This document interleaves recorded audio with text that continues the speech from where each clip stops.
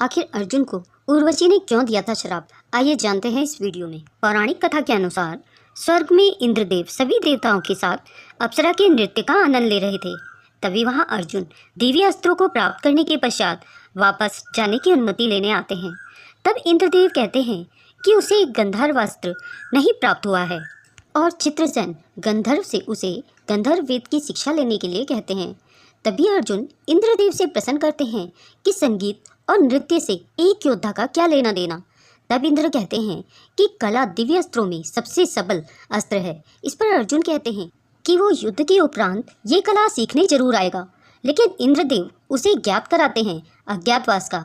अर्जुन इंद्रदेव की आज्ञा लेकर चित्रसेन के चरण स्पर्श करते हैं। गुरु चित्रसेन से अर्जुन नृत्य सीखना शुरू कर देते हैं। अर्जुन की इन कलाओं पर वहाँ की अप्सरा उर्वशी उन पर न्यौछावर हो जाती हैं और इंद्रदेव की आज्ञा लेकर वो पहुँच जाती हैं अर्जुन के पास, जहाँ वो नृत्य और संगीत की कला सीख रहे होते हैं। उर्वशी अपने भटकते मन का प्रश्न अर्जुन के समक्ष रखती हैं।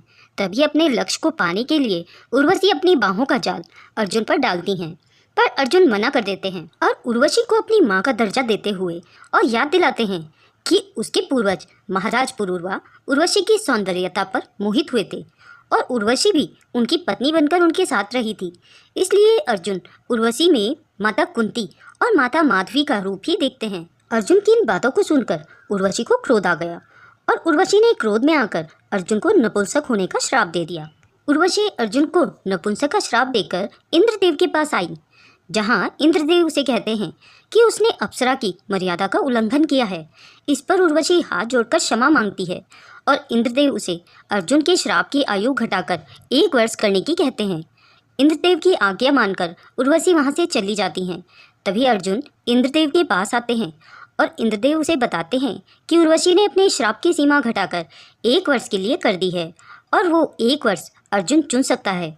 इंद्रदेव ने उसे ये भी कहा कि ये श्राप उसे अज्ञातवास में काम आएगा और अर्जुन को भूलोक में जाने की अनुमति देते हैं। दोस्तों, अगर यह वीडियो आपको पसंद आया हो तो इसे अपने दोस्तों में शेयर करें और इसे लाइक करें। अगर आप मेरे चैनल में नए हैं और ऐसी ही रोचक कथाओं को सुनना चाहते हैं तो मेरे चैनल को सब्सक्राइब करें। वीडियो को अंत तक देखने के लिए आप सभी का बहुत बहुत धन्यवाद। आगे मिलते हैं एक और नई रोचक कथा के साथ।